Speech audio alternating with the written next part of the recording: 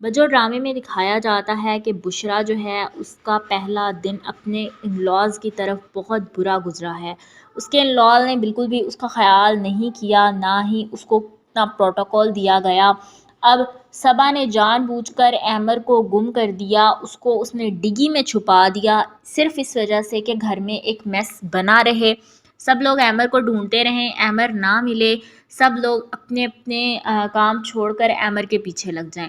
ایمر جو ہے وہ ڈگی میں بند ہوتا ہے۔ دردانہ جو ہے وہ اپنے بیٹے کی وجہ سے کافی زیادہ پریشان ہوتی ہے۔ جواد دردانہ سے کہتا ہے کہ اگر ایمر نہ ملا تو میں تمہیں چھوڑوں گا نہیں، اور جب تک ایمر نہیں مل جاتا تب تک تم مجھ سے فاصلہ اختیار کرو۔ دردانہ کو بھی بہت برا لگتا ہے کہ آخر جواد مجھ سے کس طرح بات کر رہے ہیں۔ فواد اور بشرا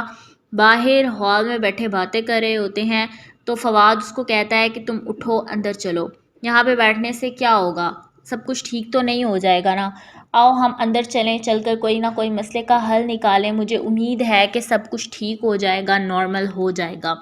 ڈرامے میں دکھایا جاتا ہے کہ بشرا جو ہے وہ بہت زیادہ پریشان ہے۔ یہ بھی دکھایا جاتا ہے کہ منی خالہ اور باقی قدسیہ لوگ، یہ وہ جتنے رشتہ دار ہیں، سب لوگ بشرا کے ریسیپشن پر اتنی باتیں کرتے ہیں، بشرا ان کی باتیں سن کر اگنور کر دیتی ہے، اتنی پریشان ہوتی ہے وہ پہلے ہی،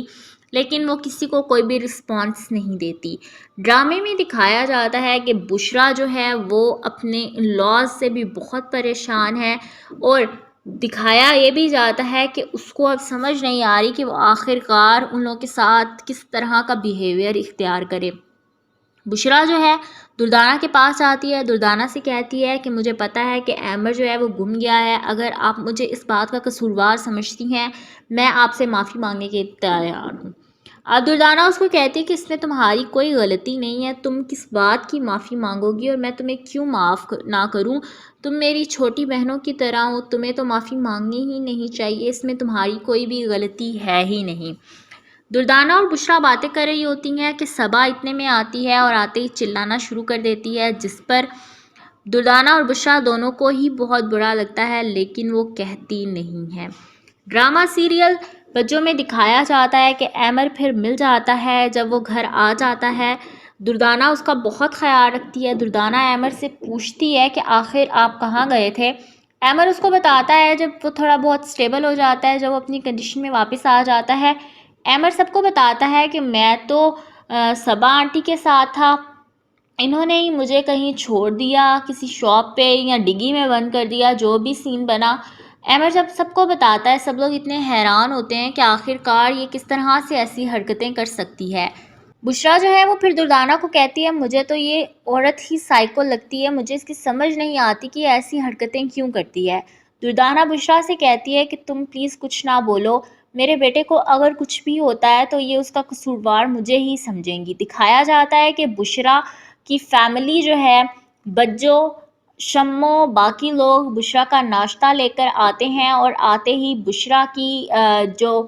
جٹھانی ہے دردانہ اس کو باتیں سنانے لگ جاتی ہے۔ بجو کہتی ہے کہ اپنی اولاد ہونے میں اور کسی کی اولاد ہونے میں فرق ہوتا ہے، تم اب خود دیکھ لو، تم سے ایمر کا خیال نہیں رکھا جا رہا، تم اس کا خیال نہیں رکھ پا رہی، تو اب تم مجھے بتاؤ کہ اس میں کس کی غلطی ہے، تمہاری یا تمہارے شوہر کی یا تمہارے بچے کی۔ تو دردانہ وہاں پر سب کو شٹ اپ کال دیتی ہے، سب کو کہتی ہے کہ میرے بیٹے کے بارے میں کوئی بھی بات نہیں کرے گا، وہ میری سگی اولاد ہے اور میں کوئی حق نہیں دوں گی کسی کو اس پر کومنٹس کرنے کا، اس کے بارے میں بات کرنے کا۔ بشرا دردانہ کی بات سنتے ہی بہت حیران ہوتی ہے اور پھر منہ ٹیڑے کر کر کے اس کو باتیں سناتی ہے۔ دردانہ وہاں سے چلی جاتی ہے، شمو اور بجو جو ہیں بیٹھی باتیں کر رہی ہوتی ہیں، اور دردانہ جو ہے وہ پھر چلی جاتی ہے اور جا کر وہ اپنی جو اس کی دیورانی ہے بشرا اس کو بھیجتی ہے، اس کو کہتی ہے کہ تمہاری فیملی آئی ہوئی ہے، تمہارا ویٹ کر رہی ہے، تم جاؤ جا کر ان کو سنبھالو، لیکن پلیز ان کو بولو کہ میرے بیٹے پر بات نہ کریں، مجھے برا لگتا ہے، اس پر کومنٹس نہ کریں۔ بشرا جاتی ہے اور بشرا جا کر بجو سے بات کرتی ہے کہ آپ نے دردانہ جی کو کیا کہا ہے، تو وہ کہتی ہے میں نے تو اس کو حقیقت کہا ہے، بے شک شمو سے پوچھ لو۔